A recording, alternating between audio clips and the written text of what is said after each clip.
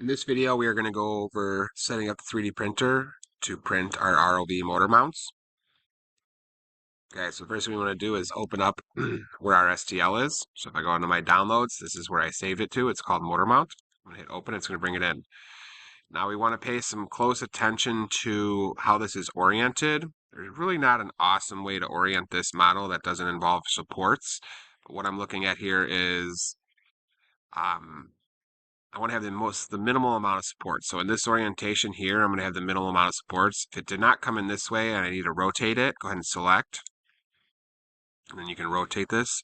You can see if I have it like this here, okay, I'm going to have supports, where these circles are. I'm going to have supports leading up to them, so on these outside curved ones. If I have it in like this, I'm going to have supports all right here, all coming up here. So really the best way to have this on here is in this orientation. Okay.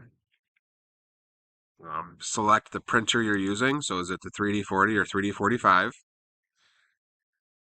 Okay, select the material you are using. So Dremel PLA. Profile for this one, we're going to do a high speed because it's our first print. We want to make sure that it all fits. Then we want to do here we want to make sure that our wall line count is, we'll say 3. Top layers is 3, bottom layers is 3.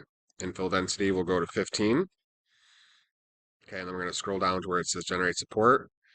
We're going to say touching build plate. Okay, and then we're going to do a raft. Okay, now I'm going to go back up here. If you didn't have any of these, like wall line count, top layers, bottom layers as an option, go over to preferences and configure Cura. And then you're going to go to settings. So here under quality, shell, right, I have wall line thickness, top and bottom layers selected. Any ones I don't have, you can deselect. Okay, I'm going to scroll down, hit prepare. It's going to slice it.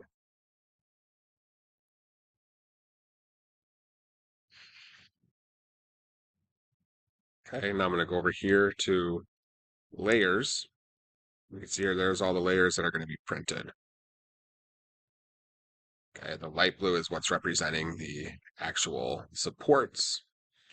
Okay, so now I can go over and hit save to file and put it on my USB. All right, go ahead and 3D print.